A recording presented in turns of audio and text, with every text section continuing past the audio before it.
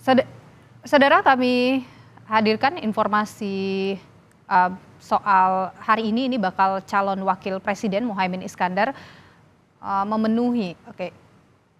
Kami hadirkan saudara informasi lainnya di Kompas Petang. Hari ini bakal calon wakil presiden Muhaimin Iskandar memenuhi panggilan KPK untuk mengusut kasus dugaan korupsi yang terjadi pada 11 tahun lalu.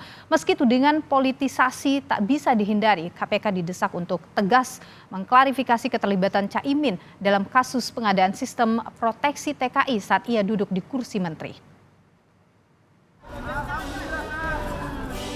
Setelah sempat tertunda bentroknya agenda, bakal cawapres Anies Baswedan Muhaimin Iskandar akhirnya memenuhi panggilan KPK. KPK memastikan kehadiran Caimin di KPK penting untuk mengisi kepingan informasi yang hilang. Oleh karena itu kehadiran dari saksi Pak Muhaimin Iskandar juga sangat penting untuk memperjelas seluruh perbuatan dari para tersangka yang sudah kami tetapkan dalam kegiatan penyidikan dimaksud. Caimin dipanggil sebagai saksi dalam kasus dugaan korupsi pengadaan sistem proteksi TKI di Kementerian Tenaga Kerja dan Transmigrasi saat dirinya menjabat sebagai Menaker Trans pada tahun 2012 lalu. Meski demikian, partai pengusung pasangan Anies Muhaimin menuding kentalnya aroma politisasi di dalam pengusutan kasus ini. Kami yakin bahwa Caimin tidak terlibat karena menurut informasi yang kami terima dari kawan-kawan di sana, sudah gelar 8 kali atau 7 kali gelar perkara ya. Itu tidak ada bukti apa-apa. Tapi KPK mengapa memanggil persis setelah Caimin diumumkan menjadi calon wakil presiden?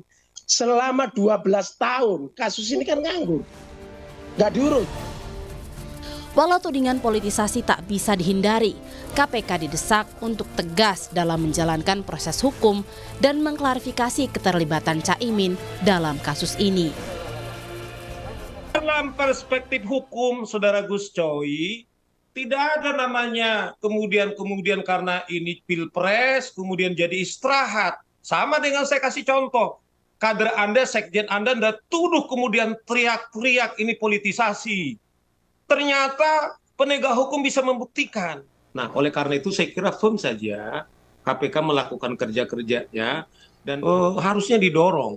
Tetapi jangan dikait-kaitkan. Memang kalau kita kaitkan karena ini sudah tahun politik, itu menurut saya kontraproduktif malah kepada calon. KPK sudah menetapkan 3 tersangka dalam kasus yang terjadi 11 tahun lalu ini, yakni mantan Dirjen Pembinaan Penempatan Tenaga Kerja dan Transmigrasi Kemenaker yang kini menjadi Wakil Ketua DPW PKB Bali Reina Usman, Sekretaris Badan Perencanaan dan Pengembangan Kemenaker Inyoman Darmanta, dan Direktur PT Adi Inti Mandiri Karunia. Meski demikian, KPK masih belum menahan para tersangka karena masih dalam proses pengumpulan dan memperkuat alat bukti. Usai diperiksa KPK, Muhaimin berharap keterangannya bisa memperjelas kasus dugaan korupsi yang terjadi di eranya.